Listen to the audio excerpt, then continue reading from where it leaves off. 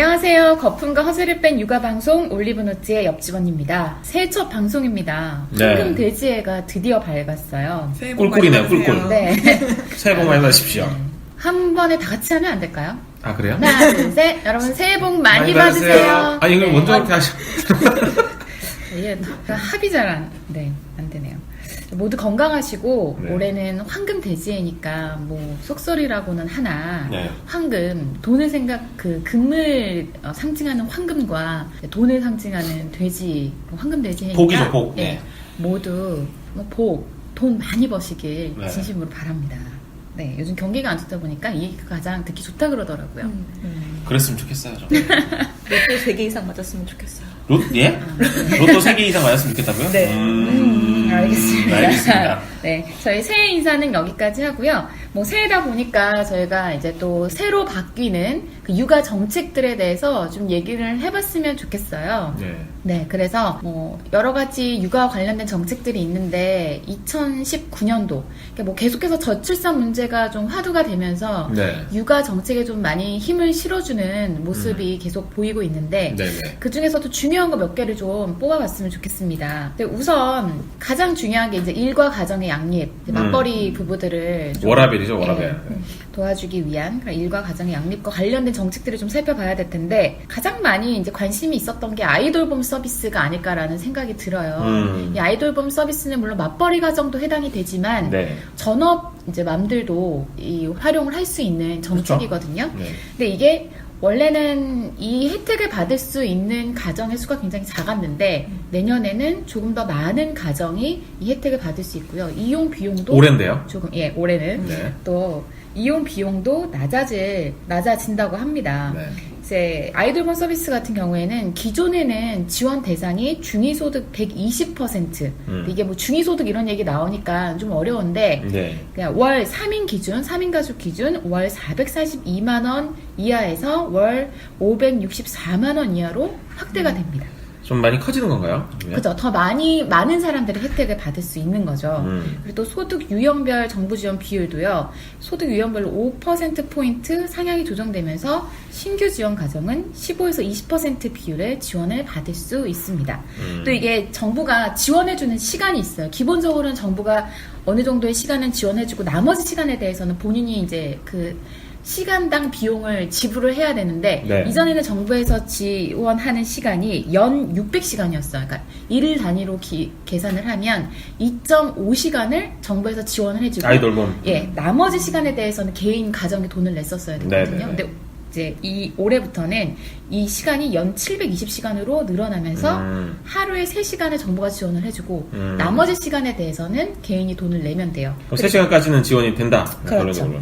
네, 그리고 이제 이 문제가 되는 게 출퇴근 시간대 이제 맞벌이 부부들 같은 경우에는 출퇴근 시간대 이 아이돌봄을 많이 신청을 하는데 네. 문제가 됐던 게 전부 다 이제 출퇴근 시간대에만 몰리죠. 하다 보니까 몰리는 거예요. 그래서 경쟁률이 굉장히 심했거든요. 네. 저 같은 경우에도 1년을 기다렸는데도 연락이 안 왔어요. 특히나 제가 사는 지역은 맞벌이 부부들이 많이 살기 때문에 더 경쟁이 치열한 거예요. 네네. 그런데 도우미 분들을 수를 늘린 거죠. 음. 그래서 조금 더 많은 사람들이 혜택을 보일 수 있도록 하겠다.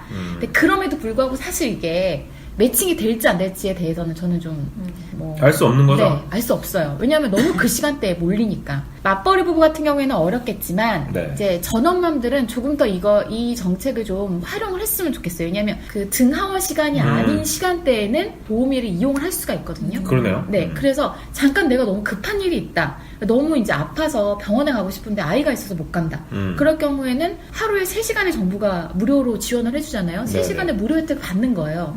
그러면 이 가정에서도 이 엄마도 편하고 또 그분들도 중간에 시간이 비잖아요. 그렇죠. 그 시간대를 말씀드리면 출퇴근 시간에 몰리는데 이분들이 이제 사실 그 외 시간은 좀 널널한 시간되는 거죠. 거예요. 그래서 이렇게 전업맘들도 많이 이용을 해주면 이분들 역시도 그러네요. 공백이 해소되면서 많은 문제가 해결이 되거든요. 그러니까 나는 뭐 맞벌이 아니라서 안 될 거야 이렇게 미리 생각하지 마시고 한번 해보시고 많이 활용을 하시면 좋을 그리고 것 적절히 같습니다. 이용해서 여가 시간도 또 활용하고 네, 맞아요. 뭐 운동도 좀 부업도 할 수 하고, 있고요. 운동도 할 수 그렇죠. 있고요. 부업도 할 수 있고 정말 좋은 좋네요. 정책이거든요.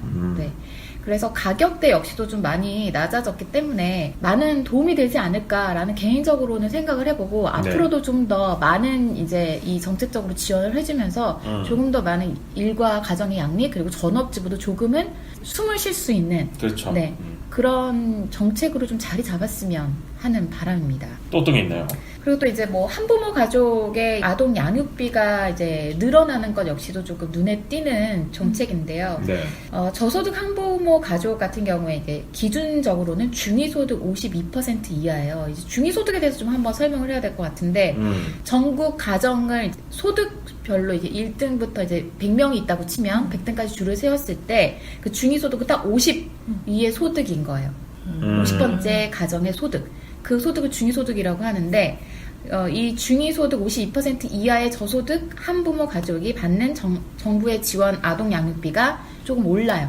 기존에는 한부모 가족은 아동 양육비로 만 14세 미만 자녀에 한해서 1인당 월 13만 원을 지원을 받았는데요. 네. 올해부터는 18세 미만까지 월 20만 원의 지원금을 받습니다. 7만 원이 인상이 되는 건데 7만 원이 뭐 어떻게 보면 작을 수도 있지만 또 어떻게 보면 클 수도 있어요. 네. 뭐, 매달이니까요. 예, 매달이니까. 그쵸. 그리고 학습지를 또 뭐 하나 더 시킬 수도 있고 막 그러니까요. 24세 이하의 청소년을 둔 한부모 같은 경우에는 조금 더 많이 늘어나요. 예. 원래는 월 18만 원이었는데 35만 원으로 인상이 됩니다. 2배 정도 이제 늘어나요. 아무래도 이거는 중고등학교, 대학교 이 학생들이니까 조금 더 생활비가 많이 들잖아요. 네, 그거를 고려한 정책이 아닐까라는 생각이 듭니다. 네. 네. 그리고 한부모 가족 시설의 입소자들도 아이돌 보미를 무상으로 지원을 받을 수 있는데요. 네. 이제 한부모 가족 시설 같은 경우에는 1대1로 이렇게 봐주는 건 아니고요. 그 시설 내에서 원장이 정부에 신청서를 내면 허가를 받고 도우미 분이 이 시설로 오십니다. 그래서 한 3명 정도를 네. 한 분이 봐주세요. 그렇게 되면 뭐가 좋냐. 이 한부모 시설에는 부모들이 한 명씩 있잖아요. 그러니까 아이를 두고 일을 하러 가기가 힘든 거예요. 네. 근데 이렇게 도우미가 와서 봐주면 부모가 밖에 나가서 일을 하기가 쉬워지는 거죠. 그래서 이제 경제적인 생활을 할 수 있도록 도움을 주기 위한 정책이 바로 이 정책이다라고 볼 수 있습니다. 이렇게 해서 이제 육아 관련해가지고 좀 바뀌는 정책들이 이 정도가 가장 눈에 띄는 정책들이고요. 네네. 일과 가정의 양립에 대해서 뭐 얘기를 했었는데 이제 이 전업주부들이 취업으로 다시 취업 전선으로 뛰어들 수 있도록 하는 정부의 정책들도 새롭게 좀 나온 것들이 있잖아요. 네. 주부초대님이 좀 설명을 해주시면 좋을 것 같아요. 여성들이 그 여성 출산이나 육아로 이제 경력이 단절되는 일이 많은데 네. 그 정부에서 운영하는 여성 새로 일하기 센터 그 세일센터가 지금 네네. 15곳이 있는데 30개 곳으로 확대할 예정이라고 해요. 2배 이상 네, 늘어나는 2배죠.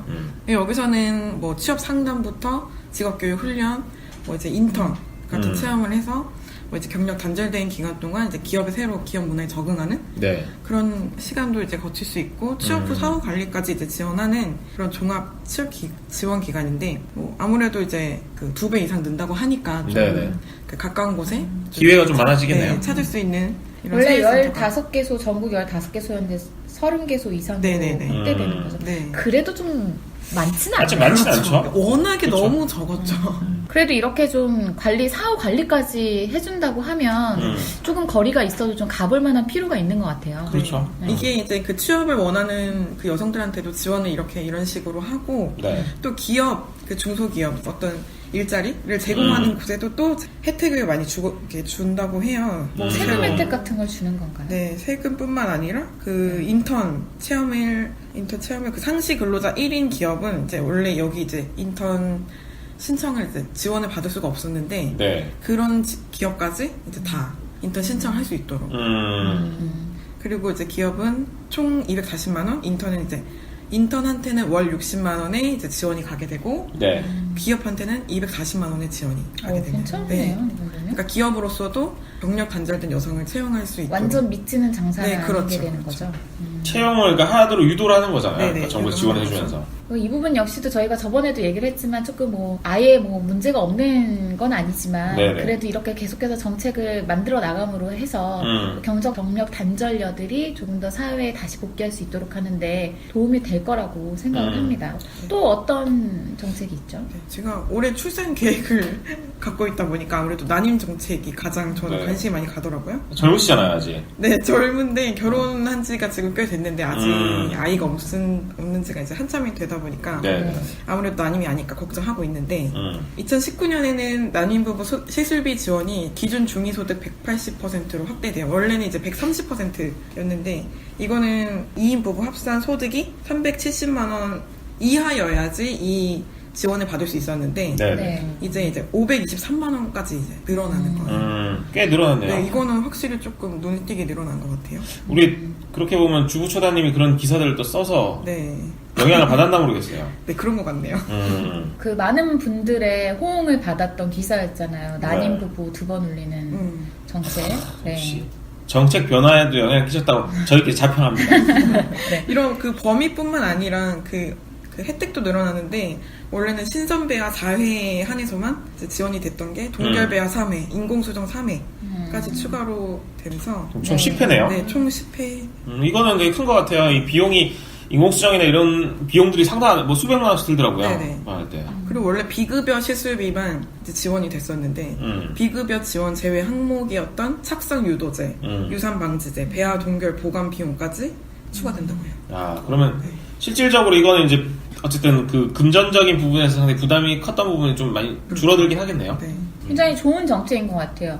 이미 뭐 낳았고 낳을 수 있는 사람에게 뭔가 혜택을 주면 이게 확실히 낳는다는 보장은 없는데 그렇죠. 너무 낳고 싶은데 못 낳는 몸이 사람들. 따라지지 않아서 그렇죠. 힘든 사람들에게 이렇게 정책적인 지원을 해서 출산율을 높이는 거는 좋은 정책인 것 같습니다. 네. 그러니까 안 낳는 사람들을 억지로 막 낳게 하는 하는 것보다 낳고 어찌보면 낳고 싶어 하는데 맞아요. 안 생긴 네. 사람들을 도와주는 게 훨씬 더 그럼요. 효율적이죠. 그럼요. 뭐 국민청원 이런 데 보면은 막 낳아드리고 싶다. 막 이 나라에 비리모 서비스를 하겠다 이런 거요. 이 나라에 이제 아이를 이 아이를 나라를 위해 막 다둥이도 자기도 낳고 싶고 막 하는데 안 생긴다. 안 생겨서 좀 이제 지원을 그렇죠. 받아서 하고 싶다 이런 지원을 요구하는 그런 국민청원이 많았었어요. 그러네요. 진짜 그런 부분에서 확실히 지원을 많이 해줘야 될 것 같아요. 네. 맞습니다. 저출산 문제가 워낙 심하다 보니까 그렇죠. 그래도 이렇게 좀 많이 반영이 된 게 아닌가 하는. 그게 또 어떤 거였나요? 그리고 이제 유치원 비리 사태로 이제 지난해에는 되게 유치원 문제가 시끄러웠잖아요. 네. 이제 어린이집까지 좀 뭐 비리가 있는 거 아니냐 그렇죠, 이런 말이 우려가 나왔죠. 많았었는데 이제 올해부터는 어린이집 평가가 전체 어린이집 대상으로 확대가 돼요. 이제 원래는 신청을 해서 국가에 이제 우리 어린이집을 평가해달라. 사립 어린이집이 그런 거죠? 국공립은 원래 네네, 원래 그렇죠. 평가하는 거고 하고 그렇죠. 있고. 평가해달라 하는 것도 평가 비용이 또 들었어요. 어린이집 입장에서. 그냥 그 인증표를 붙여야 되거든요. 그렇죠. 그러니까 네. 학부모들이 또 봤을 때 그걸 그렇죠. 또 믿을 수 있고 네. 하니까. 그런데 이 비용도 이제 앞으로 올해부터는 국가에서 전액 부담을 하고 전체 어린이집을 이제 평가한다. 그래서 이제 그러면 신청을 해야 되는 건가 아니면 그냥 아니에요, 의무적으로 하게. 그래서 뭐 아동 학대나 부정 수급 이런 위반 사항을 아예 원천적으로 맞겠다. 네, 그렇죠. 이런 게 걸리면 평가 등급이 이제 최하위 등급으로. 그럼 사실 뭐 신뢰가 떨어지면서 자연스럽게. 그렇죠. 근데 그걸 한편 받게 되는. 굉장히 좀 걱정되는 부분도 있는 게 이런 평가 기간에 이제 저는 아이를 이제 어린이집 보냈잖아요. 네. 국공립을 보냈었는데 평가 기간 선생님들이 너무 바빠요. 그래서 아이를 오히려 볼 시간이 없어요. 사실 이게 되게 민감한 문제고 네. 여기서 평가를 잘못 받을 경우에는 정말 문을 닫을 수도 있지 맞아요. 않습니까? 그러니까 신경 확 거기다가 이제 곤두 그렇죠. 세우다 보니까 오히려 너무 애들 바쁜 케어를 거예요. 잘 못한다. 네. 그래서 이게 참 충분히 행정 인력이 보충된 상태에서 이렇게 평가를 하는 건 굉장히 좋은데 그렇지 않고 선생님들이 요즘엔 다 행정 그렇죠. 부작용이 있네요. 보시잖아요. 그런 부분은 조금 보완이 좀 돼야 되긴 해야겠어요. 네, 이건 올해 6월부터 시행된다고 하는데 뭐 사전에 그런 인력이라던가 그러네요. 근데 약간 왜 평가를 항상 고지를 해주고 평가를 하러 오더라고요. 우리 옛날에 초등학교, 고등학교 다닐 때도 뭐 무슨 선생님 오신다고. 그렇다고 하죠. 그때, 근데 항상 또 암행어사 출두야 하기에는 약간 좀 부담스럽잖아요. 근데 이게 그러다 보니까 일단 있는 것 같아요. 그래서 출석 체크 막 이렇게 하는 게 되면 막 이렇게 있거든요. 그런 거지 엄마들까지 바빠지는 거예요. 이거 폼에 맞춰서 이거 제대로 해놔야 되거든요. 아. 근데 그래서 항상 보면서 이렇게 다 알려주고 할 거면 무슨 이게 짜고 치는 효과가 고스톱인가. 있나. 네, 그럴 수도 있겠네요. 맞습니다. 이런 건 좀 바뀌어야 될 것 같아요. 그러네. 이런 부분들은 좀 세심한, 이런 약간 세밀한 부분들은 조금 더 보완이 필요할 것 같네요. 그리고 또 어떤 게 있죠? 뭐 아동수당은 네. 이제 뭐 가장 화두였었는데 야. 뭐 이제 다 주게 된 거는 잘 아시고 아니, 우리 옆집 언니가 제일 해피하잖아요. 지금. 네. 받을 수 있게 됐어요. 아니 여러분 저는 진짜 그걸 받겠다고 했던 게 아니라 저는 항상 얘기하잖아요. 더 이제 저소득 쪽에 더 아니, 많이 저희는 몰아줬으면 그러잖아요. 좋겠다. 옆집 언니 못 받는 게 부럽다. 저렇게 제외될 수 있는 그런 환경이어서 너무 부럽다라고 했는데, 받게 돼가지고, 뭐 평등하게 됐네요, 어쨌든. 네네. 공평하게. 그래서 뭐 소득 하위 90% 6세 미만이었었는데 이제 올해 1월부터는 소득 수준에 관계없이 만 6세 미만은 전 네. 아동에게 주는 계좌번호는 다 알려주셨죠? 신청했을 때 다 돼 있는 거죠? 저는 그런 쪽은 잘 안 해서 모르겠어요. 아니 뭐 신청을 했을 때 이제 계좌번호 다 알려주셨잖아요. 그런 거는 이제 집에 계신 다른 분이 하시기 때문에. 그 9월부터는 만 7세 미만이어서 또 연령이 한 살 더 올라갑니다. 그러면은 더 많이 받을 수 있다고. 네네. 그러면은 9월부터는 이제 저희 애들 같은 경우에는 작년에 태어났는데 받으실 수 계속 있겠네요. 받을 수 있겠네요. 네네. 더 늘어났으면 좋겠어요. 줄 거면은 뭐 100만 원씩은 줘야죠. 라고 혼자 얘기해 봅니다. 네, 근데 언젠가 그런 시대도 오지 않을까. 이 정도의 워낙 출산율이 떨어지다 보니까 그렇게 상당히 되면. 이쪽에 예산을 많이 투입을 해야 될 거예요. 네. 기본적으로. 이제 뭐 웬만큼 태어나는 사람은 정부가 책임을 져주는 그런 시대가 오지 않을까라는 생각을 합니다. 하지만 우리나라의 존립을 위해서는 좀 더 많은 아이를 낳아서 계속해서 사회가 유지될 수 있도록 하는 그렇죠. 네, 어른들의 노력도 필요하지 않나라는 생각도. 주구쇼님 뭐 또 다른 뭐 정책 소개하실 게 있나요? 네네. 지금 아이를 키우시는 뭐 부모님들이 좀 관심 있으실 것 같은데, 12세 이하는 충치 치료가 이제 건강보험 적용이 올해부터 되게 된대요. 네. 너무 좋다. 원래 어땠죠? 이게? 엄청 돈 많이 들었었어요. 신경치료도 하고 이러면. 네. 근데 애들이 이가 정말 많이 썼거든요. 아니 그러니까 이거 보험이 적용 안 됐어요? 되는 거 아닌가요?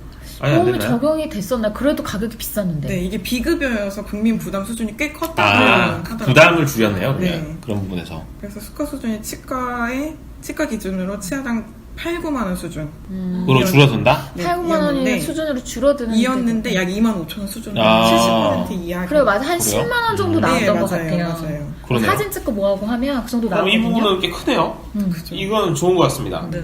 나중엔 전액으로 그냥 해줬으면 좋겠네요. 요즘 아이들이 치과에서 돈을 많이 쓰더라고요. 교정도 기본적으로 애들이 턱이 작아지기 때문에 교정도 그렇죠. 그러니까 체형이나 또 골격 자체도 변화가 있고, 게다가 이제 우리 먹는 게 달라졌잖아요. 그렇죠. 옛날에 비해서 상당히 뭐 건강하게 젤리 먹는다고 막 하지만 이런 거. 단 것들도 많이 먹고 아무래도 이가 많이 썩을 수밖에 없고요. 그래서 가장 많이 돈이 깨지는 게 치과였는데 치과 교정 비용도 좀 그게 되나요? 교정 비용은 아직은 아직까지는 좀 교정을 아쉽네. 시키기 약간 교정을 워낙 많이 하더라고요 주변에. 이건 당장 이제 1월 1일부터 시행되는 거니까. 됐네요 이제 네, 이미 됐죠. 네. 되고 있네요. 아이고 정말 병원으로 저희 한번. 아이가 지금 어금니가 8개가 썩어 있다고. 아니 그렇게 건강하게 나무만 먹고 하는데도 아니 근데 여러분 제가 뭐 기사에도 물론 썼지만 네. 제가 충치 관련 치과 관련 기사는 굉장히 많이 썼거든요. 그쵸. 참고를 해보시고요. 제가 그거를 치과 선생님한테 물어봤어요. 그러니까 이렇게 관리를 잘하는데도 왜 이렇게 썩냐? 이는 타고나는 게 있대요. 그래서 이가 이제 잘 썩는 이가 있고 건치 아이들은 아무리 먹어도 안 썩는데요. 그런 거는 유전인가요? 그게 약간 유전적인 영향이 있다고 합니다. 옆집 언니 어땠어요? 저는 건치인데 저희 이제 남편이 집에 계신 분이 예, 집에 안 좀 계신 밖에 계신 분이 이가 굉장히 약하세요. 네. 아 그 이랑 똑같이 생겼거든요. 그래가지고 그러면은 따님이랑 치료를 받으러 갈 때마다 너희 아빠 때문이야 라고 하겠네요. 그렇게는 얘기를 안 하죠. 그래서 이제 엄마들이 그러면 아이 그냥 관리 안 하는 게 좋지 않냐? 그럼 완전 더 많이 썩는다고 합니다. 더 관리를 잘해줘도 그 정도기 때문에 관리는 충분히 필요하다고 하고요. 네. 우리나라 치의학계를 발전시키네요. 돈을 벌어들여가지고. 치과에 제가 이제 관심이 많아가지고 치과는 왜냐하면 아프기도 아프고 이게 이제 돈도 많이 들고 하니까 그래서 많이 물어봤었거든요. 네. 치과 선생님과랑도 굉장히 그러네. 친해졌죠. 네. 정말 좋은 정책인 것 같아요. 아이 아프고 키울 나서 가면은 이게 또 워낙 치료비도 많이 들고 맞아요. 이미 큰 쓰기 공사를 어려워요. 크게 내야 되잖아요. 그렇죠. 방송 들으신 김에 바로 아이랑 한번 가보시면 가보시길 바랍니다. 올리브노트 홈페이지 오시면 기사도 많이 있어요. 네. 본인 기사 홍보하시네요. 근데 또 우리 아빠 관련해서 이제 최근에는 아빠 육아가 굉장히 또 붐을 일으키고 있잖아요. 사실 아빠 육아 관련 정책들은 아직도 되게 미진한 게 사실이고 실제로 뭐 아빠에 한정되기보다는 대부분 이제 엄마와 더불어서 부모에 대한 정책들이 많은데요. 아빠 육아휴직 보너스라는 게 있어요. 그러니까 요거 같은 경우에 이제 좀 소개해드릴 만한 게 아빠 육아휴직 보너스 제도라는 거는 이제 정부가 남성 육아휴직을 장려하고자 이제 도입한 건데요. 같은 자녀에 대해서 이제 부모가 차례로 육아휴직을 사용할 때 두 번째 사용한 사람, 보통 이제 엄마가 아이를 낳으면서 사용하기 마련이니까 주로 이제 두 번째 사용하는 사람 아빠가 되죠. 두 번째 사람의 육아휴직의 첫 3개월 급여를 통상 임금의 100%로 상향해 지급한다. 이렇게 바뀌었는데 이제 좀 쉽게 말씀을 드리자면 현재 월 상한이 한 200만 원, 그리고 이제 3개월간 최대 600만 원 이렇게 지급을 했었는데 올해부터는 이제 월급 상한 금액이 250만 원으로 기존 200만 원보다 50만 원 늘고 그에 따라서 이제 3개월 최대 금액도 600만 원에서 750만 원으로 이제 늘립니다. 아빠가 뭐 이건 엄마가 될 수도 있어요. 아빠가 먼저 육아휴직을 쓰고 뭐 상관이 없죠. 어쨌든 보통 이제 두 번째는 아빠가 쓴다고 해서 이제 아빠 육아휴직 보너스 제도로 가는데 쉽게 말해 이제 아빠가 주로 쓸 때 그 받는 월급 상한 금액이 이제 50만 원 는다고 보시면 되죠. 그리고 이게 이제 그러네요. 참고로 하실 만한 게 올해 1월 1일 이전, 그러니까 작년 12월 31일까지 작년 12월 말부터 혹은 그러니까 말 전에 육아휴직을 두 번째 육아휴직을 시작했더라도 그 3개월 기간이 올해 1월 1일 이후로 걸쳐져 있으면 그 이후 기간만큼은 또 인상되는 거죠. 네. 이후 기간만. 두 번째 좀 소개해 드릴 만한 게 육아휴직 첫 3개월 이후 급여 인상 요건데 육아휴직 첫 3개월 이후 급여 인상 같은 경우에는 네. 아빠, 엄마 모두 해당되는 사항인데요. 네. 기존에는 첫 3개월 이후 최대 9개월간의 급여를 통상임금의 40% 수준으로 지급을 했는데요. 이게 한 월 50만 원에서 한 100만 원 정도 수준이었거든요. 근데 이게 통상임금의 50%까지 10% 높아지면서 월 70만 원에서 120만 원 기준으로 지급을 하게 됩니다. 이 나머지에 대해서는 복직을 하고 나서 지급하는 거였잖아요. 그렇죠. 네. 근데 그게 이제 이제 복직하고 나서 받는 게 아니라 그때 이제 그렇죠. 휴직 기간에 받는 게 더 늘어났다는 말씀이죠. 네. 또 하나 있는 게 이제 출산 전후 휴가 급여. 기존 160만 원에서 180만 원, 20만 원 이게 늘어나는데 기존에 보면 이제 우리 출산 휴가를 보통 가면 산전 산후휴가 합쳐서 이제 90일, 한 480만 원 총 지급이었거든요. 네. 근데 요게 이제 20만 원씩 한 달마다 이제 늘어나서 90일간 총 540만 원으로 늘어나는데 이게 지금 사실 저희 회사에도 육아휴직자가 한 명 있지 않습니까? 그렇죠. 우리 셋째를 낳으러 간 딸라 다산의 여왕님 같은 경우에도 적용이 돼요. 그러니까 작년에 나왔죠. 우리 다산의 여왕님은 작년에 나왔지만 출산 휴가 기간이 올해 지금 1월에 걸쳐있기 때문에 올해 1월 같은 경우에는 그 인상분을 받을 수가 있는 거죠. 진짜요? 오, 좋았겠네요. 알고 있는지 모르겠어요. 이런 것도 저희 깨알같이 또 궁금해하는 스타일인데. 약간 뭐 두 번째 아빠가 이제 만약에 두 번째 육아휴직을 하게 될 경우에는 이제 휴직 급여가 늘어난다고 하셨잖아요. 네네. 그걸 이용하시는 분들이 굉장히 많더라고요. 특히나 어떤 분들이 많냐면 회사를 옮길 생각이 있으신 분들. 이런 분들이 회사에 육아휴직을 신청을 하고 돈을 받으시면서 아이들 케어하고 그러면서 대학원을 다니시더라고요. 대학원에 밤에 대학원을 가고 그러면서 공부를 해서 또 다른 곳으로 3개월 요 받는 걸 이용해서 네. 그래서 한 1년 정도 육아휴직을 하는 거예요. 그래서 대학원이 1년 케이스가 많잖아요. 그렇죠. 네, 그렇게 해서 3개월 받고 나머지도 육아휴직 급여 받아가지고 네, 경제적으로도 도움이 되면서 본인도 공부를 하면서 1년 뒤에 회사를 옮겨서 가는 그런 분들이 요즘에 꽤 계시더라고요. 그럴 수 있겠네요. 네. 잘 이용하면 그냥 그만두는 것보다 그쵸? 아니 근데 이 제도가 무슨 지금 꼼수가 아니라 기본적으로 이용할 수 있는 권리이기 때문에 당연히 뭐 그 사용하시는 방식에 대해서는 네. 본인들이 판단하셔가지고 할 수 있죠. 그것 또한 사실 육아휴직 아빠들이 사실 쓰는 게 요즘 많이 쓴다고 하지만 TV에 최근에 뭐 L모 그룹이 전체 남성 육아휴직자 중에 10%는 자기 회사, 자기 그룹 직원들이다라고 이제 광고를 하던데 실제로 보면은 뭐 그렇게 광고를 할 정도로 많이 쓰고 있진 않다는 얘기죠. 그리고 홍보를 할 정도로. 네. 근데 그 쓰지 못하는 아빠들이 이유가 이 육아휴직 급여 같은 부분도 사실 컸거든요. 돈을 벌어야 되니까. 네. 50만 원이 월 50만 원이 늘어나는 게 엄청 큰 건 아니지만 그래도 또 비교를 해보자면 그럼요. 네. 기존보다는 어쨌든 많이 늦는 거니까 조금 더 쓸만한 여지가 생겼다라고 볼 수 있을 것 같고요. 아빠 육아휴직에 대한 정책은 좀 더 손질을 하고 보완을 해줘야 되는 것 같아요. 왜냐하면 아빠들이 실제로 아이에 대한 관심이 굉장히 많아졌거든요. 그렇죠. 뭐 이런 사립초등학교, 사립유치원 그런 설명회에 한번 가보면 아빠들 많이 오죠. 아빠들이 절반 이상을 차지하고요. 심지어 얼마나 그 필기를 잘하시는지 이거에 대해서는 좀 저도 기사로 글로도 한번 써보고 싶은데 몇 년 전과 비교해서도 월등히 달라진 모습들이 너무 많이 또 사실 보면 아빠들이 직장생활 이제 오래 하신 분들 같은 경우에는 이런 거 훨씬 더 밝을 수도 있어요. 네. 이런 뭐 얘기를 좀 이렇게 봐드리는 거나, 그러니까 뭐 상대적이겠지만 어떤 말씀하시는 필기를 한다, 정리를 한다거나 그런 부분에서 좀 요점을 잡아가지고 하는 능력에 있어서 아빠들이 뭐 엄마 못지않게 오히려 더 뛰어날 수 있거든요. 그러니까 그런 점에서 봤을 때 보면 실제로 보면 공동육아라고 하면 안 되죠. 그러니까 함께하는 육아인데 그런 부분에서 봤을 때 아빠들한테 기회를 좀 많이 주려면 네. 정책적으로 지원을 해줘야 그렇죠. 됩니다. 아빠들이 집에서 아이들을 보려면 그만큼의 또 생활적인 보장이 돼야 되잖아요. 네.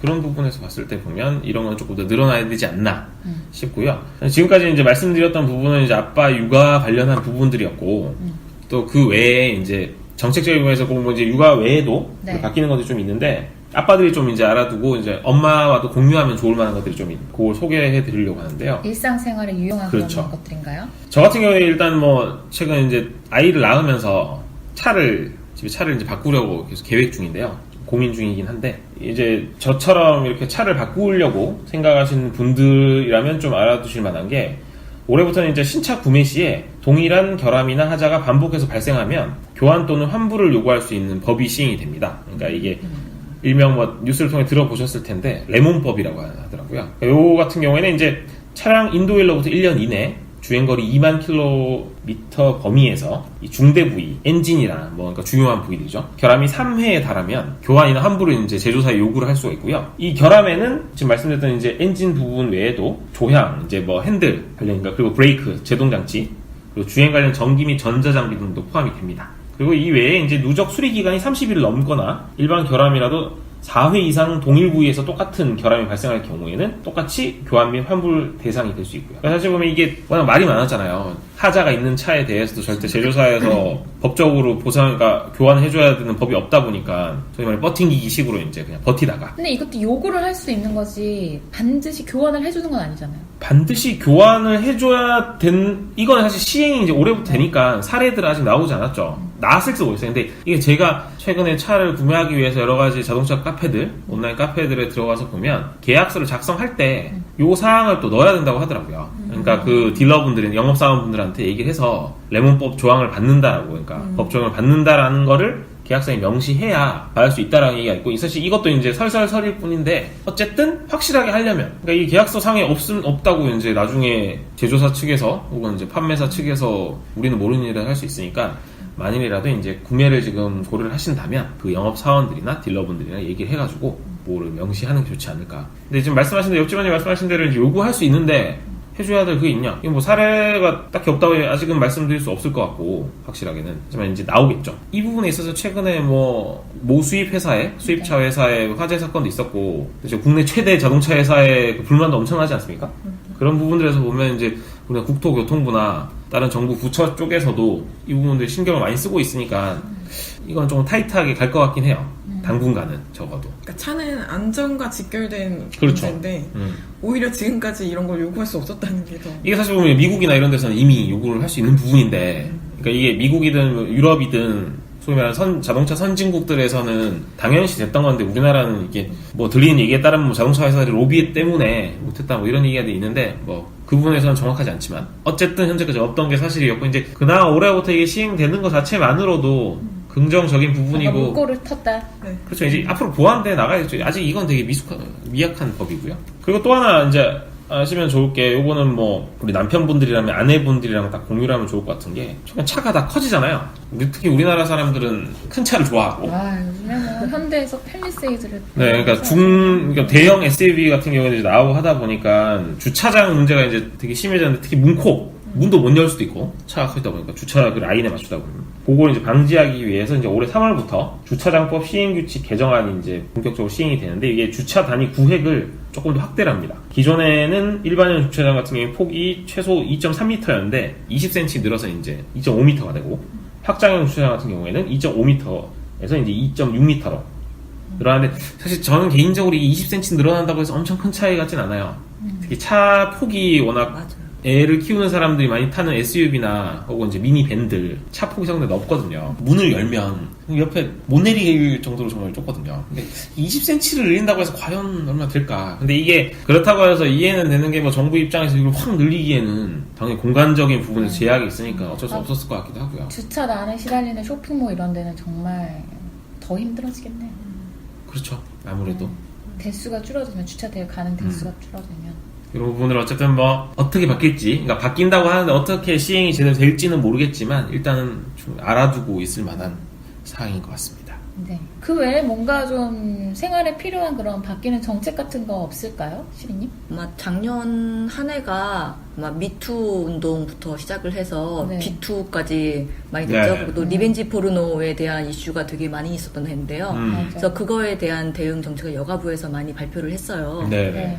그래서 디지털 성범죄 피해자 지원센터에서 인력이 현재는 16명이었는데 네. 인력을 26명으로 늘렸고요. 또 피해 발생 시 삭제 요청, 뭐 경찰 신고를 위한 체증, 심의 요청, 무료 법률 서비스 및 의료비 지원 연계를 다 서비스를 지원을 하고요. 또 이거에 관련돼서 또 미투 운동이었죠. 성희롱 성폭행 대책으로 직장 내 성희롱 등 피해자 지원 프로그램들을 많이 했는데요. 현재 회사 내에서의 성희롱에 관련된 뭐 회사 내에 그런 교육이나 이런 서비스가 없었어요. 컨설팅이나 이런 게. 그래서 이게 새로 올해부터는 뭐 2차 피해 예방을 위해서 그런 교육이나 뭐 컨설팅, 후속 컨설팅도 하고 실태 조사도 하고 회사 내에서 성희롱, 성폭력이 발생했을 때 네. 그런 걸 지원을 해주고요. 네. 그러니까 뭐 교육을 지원해준다는 네, 말씀이시죠? 교육을 지원해주고요.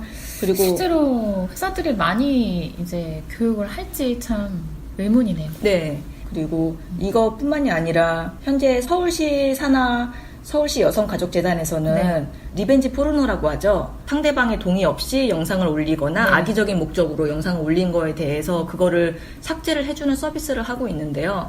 이 전까지는 여태까지 사람들이 내가 이런 영상이 있네 확인하고 난 다음에 신고를 해서 삭제를 했는데 네. 여기서는 작년 9월부터 423건의 영상을 신고하지 않은 영상을 삭제를 했대요. 그러니까 여성이 자기가 이런 영상이 올라왔네를 인지를 하지 않아도 알아서 자체적으로 이제 자체적으로 검열해가지고 본다는 얘기네요. 네, 그래서 삭제를 해서 그런 것도 지금 지원을 하고 있고요. 근데 왜 우리 옛날에 얘기했었는데 요즘 아이들이 엄마 몰카를 찍는다고 했잖아요. 네. 근데 이런 것도 그러면 해당이 되나요? 이거는 다른 얘기인가요? 그거는 그렇죠. 디지털 성범죄 일종일 수 있겠지만 말씀하셨던 그 우리가 생각하는 남녀 간의 관계 부분은 아니기 때문에 그 전까지는 영상 같은 게 본인이 자기의 신체랑 같이 찍힌 영상은 디지털 성폭력이라고 해당이 안 됐었대요. 그래서 그거를 올해부터는 자기랑 같이 타인의 신체가 같이 찍혀 있는 거는 무조건 성폭력으로 이렇게 들어가서 하니까 아마 그거를 이쪽에서는 그런 영상들이 뭐 SNS나 뭐 그런 유튜브나 다른 플랫폼에서 올라오면은 그 업체한테 공문을 보내서 지워라. 영상을 지우라라고 심의를 한 다음에 지워라라고 지금 공문은 보내고 있긴 한데 이게 본인이 파악하지 않고선 그런 영상이 있을 거라고 생각을 못했는데 올라오는 경우들도 있잖아요. 그래서 그런 걸 뒤늦게 발견하면은 지우는데 보통 이거 정부 주장으로는 뭐 3일 정도 걸린다라고 하는데 실제로 영상을 지워보니까 5일에서 7일 정도가 영상을 삭제하는 데 걸리는 거고 인터넷에 한 번 올라온 영상은 또 SNS를 통해서 급속도로 퍼지기 때문에 완전히 삭제하는 데는 좀 많은 시간과 비용이 소요가 된다고 하거든요. 말씀하신 대로 이제 옆집 언니가 말씀하신 거는 아직까지는 해당이 좀 안 된다는. 네. 그러니까 지금 남녀관계 남녀관계 쪽에서 말씀이시죠? 네. 근데 뭐 그런 부분들도 계속 그러니까 크게 문제가 된다면 애들이 이제 엄마 몰카를 찍는다 이런 부분도 사실 지금 신고를 해서 어떻게 네. 조치를 취할 수 있도록 뭐 신고는 할 수 있을 것 같은 생각이 드는데요. 그리고 또 그것뿐만이 아니라 지금 어린이집이랑 유치원에서 현재는 어린이집 유치원 건물 내부가 금연구역으로 지정이 돼 있어요. 네네. 그래서 그 밖에서 흡연을 했을 때에는 제재를 안 받았거든요. 지정이 돼 있으면 어린이 건물? 보호구역이면 건물 밖에서 담배를 필 경우에는 네. 혀도 된다고. 네, 그 그러면은 밖은 금연구역이 아니라 금지 구역으로 저 지정을 했었어야 되는 건가요? 건물 내부만 금연이었어요. 어. 건물 바깥은 금연이 아니었고요. 그래서 애들 등하원 할 때 그 네. 주변에서 피자. 주변에서 잠깐 뭐 기다리면서 담배 피시고 하면 창문이 열려 있으면 그 안으로 담배 제재할 방법이 연기가 없었죠. 네, 다 들어왔는데 이제는 건물에서 10m 지하철이랑 똑같죠 들어가는 게. 10m 떨어진 내에는 곳? 네, 떨어진 곳에서부터만 담배를 필 수 있다라고. 그 내에는 이제 흡연하면 안 된다. 네. 금지가 된 실제로 건가요? 되었어요. 진작에 됐어야 되는 부분이네요. 이제서야 됐을까? 이전에는 그게 어린이집에서 신청을 하면 금지구역으로 지정을 해줬던 것 같거든요. 근데 이제 신청을 하지 않으면 안 되는데 이제는 완전히 다 의무가 된다는 네. 거죠. 그래서 제 생각에는 이제 또 중요한 것 중에 하나가 다자녀 정책에 대해서 원래는 3인 아이가 셋일 그쵸. 때 다자녀로 이제 정했었는데 이제는 이거를 둘로 이제 줄여서 2명이라도 다자녀 가구를 해준다, 혜택을 준다, 뭐 이런 거에 대해서 지금 얘기가 나오고 있잖아요. 네. 아직 결정되지 않았는데 수원시 같은 경우에는 둘부터 다자녀 혜택을 주고. 근데 그거는 이제 뭐 올해부터 네. 되지 않을까 싶은데요. 그래요? 전반적으로 어쨌든 둘 낳는 집도 그렇게 많지가 않잖아요, 현재. 그렇죠. 근데 우리 주변에 또 많네요. 저를 포함해서 신기하지만. 네, 이거는 이제 워낙 이제 요청 사항이 많더라고요. 둘 키우는 것도 너무 힘들다. 셋 낳는 사람 없는데 무슨 셋한테 혜택 주면서 그렇게 되게 선심 쓰는 척 하냐. 그렇죠. 실제로 혜택은 네. 크지도 않고. 네, 실제 정부에서 2025년까지는 두 자녀도 다자녀로 보면 이제 혜택을 그러니까 주겠다. 단계적으로 하겠다고 네. 했죠. 근데 더 빨라질 것 같아요. 지금처럼 애를 안 낳는다면 사실 보면 둘 낳도록 유도를 하기 위해서 그렇게 할 것 같긴 해요. 이거 역시도 저희가 좀 그래도 뭐 혜택이 많이 없다고 하더라도 있기는 있으니까 이 정책이 바뀌는지 여부를 좀 살펴보면서 네. 만약에 두 자녀로 바뀐다라고 하면은 두 자녀가 받을 수 있는 다자녀 혜택이 뭔지 좀 살펴보면서 좀 이득을 취한 혜택을 받으셨으면 네네. 합니다. 또 우리 또 다른 건 뭐 있을까요? 네. 빠르면 올해 6월부터 공항에서 입국장 면세점이 운영을 하는데요. 네네. 여태까지는 출국을 했을 때만 면세 구역에서 상품을 구입할 수 있었는데 이제는 돌아오는 입국장에서도 물건을 살 수가 있어요. 네. 그래서 아이 데리고 여행하면은 특히 아이들 챙기는 하고 공항에서 되게 바쁘거든요. 그래서 이게 뭐냐면 물품 찾기도 정말 그죠. 힘들고 줄도 비행기를 많고. 타서도 대기 기간이 엄청 긴데 그 전에 면세점에서부터 아예 진을 빼면 힘들기 때문에 저 같은 경우에도 굉장히 이제 촉박하게 가거든요. 바로 탈 수 있게. 그렇죠. 근데 이제 이렇게 돌아오는 길에 할 수 있게 해주면 되게 훨씬 좋을 여유 것 같네요. 있게 물품을 구입해서 들어올 수 있어서 그러네요. 좀 돌아와서 편해질 것 그러니까 같아요. 여유 있을 때 네. 비행기 네. 시간 쫓기지 않고 네. 할 수 있으니까 그 상황이 좋은 것 같아요. 집에 가서 애는 재우면 되니까. 사실 보면 이거는 뭐 정부가 이제 소비 진작을 위해서 한 건데 애 키우는 집 입장에서는 말씀하신 대로 이제 조금 더 쇼핑을 물론 요새 사실 면세점에서 쇼핑이 그렇게 많지 않은 것 같지는 않은데 온라인으로 쇼핑 온라인으로 대부분 온라인. 하지만 그럼에도 불구하고 어쨌든 한국에서 좀 빼먹었을 편해졌다. 수도 있잖아요. 그렇죠. 살려고 네. 했었는데 빼먹은 거 이런 거는 이제 맞아요. 오늘 그리고 이제 선물 네. 그거를 생각해 보면 사실 그러네요. 들고 다니면 네. 힘들잖아요. 나가서 그 비닐봉지 뜯어가지고 이제 그 안에 든 거를 이제 캐리어에 넣어가지고 여행 동안 들고 다니다가 들고 와야 되는 건데 지금 말씀하신 대로 이제 입국장 면세점이 운영이 되게 되면 그러면 뭐 정말로 그런 거 필요 없이 와서 그냥 바로 사면 되는 거니까 생각 좋네요. 그거. 어떤 사람들은 그래서 큰 캐리어 안에 작은 캐리어 하나 넣어가지고 이제 면세점에서 산 거 넣으려고 그렇죠, 따로. 그렇게 가는 사람들도 맞아요. 있었잖아요. 이제 그런 게 좀 많이 줄어들겠네요. 정말 새해에 새롭게 바뀌는 정책들이 많아요. 그죠? 근데 저희가 이렇게 이제 건드린 부분들 외에도 너무나 많이 바뀌는 것들이 있기 때문에 뭐 뉴스나 이런 각 부처 홈페이지나 이런 데 가서 조금 더 이제 시간이 들이시면 네. 좀 더 많은 혜택을 받을 수 있지 않을까라는 생각이 듭니다. 저희도 물론 더 많은 이제 소식들을 여러분께 기사로 전해드리도록 하겠습니다. 저희가 기획재정부에서 이제 올해부터 이렇게 바뀝니다 해가지고 홈페이지를 1월 14일부터 또 운영을 한다고 하니까요. 네. 들어가셔가지고 검색만 하면 네. 관련 검색어를 치면 검색이 된다고 해요. 바뀌는 정책들이. 그러니까 뭐 뉴스를 통해서 파하는 것보다 내가 직접 들어가서 정책을 정부에서 내놓은 걸 보겠다라고 하시는 분들은 거기 들어가서 검색을 하셔가지고 또 확인을 하셔도 될 것 같아요. 그렇습니다. 오늘 저희 방송이 얼마나 도움이 되셨을지 잘 모르겠지만 어느 정도는 좀 정책의 흐름에 대해서 좀 짚어볼 수 있는 시간이 됐지 않았을까라는 생각이 듭니다. 네.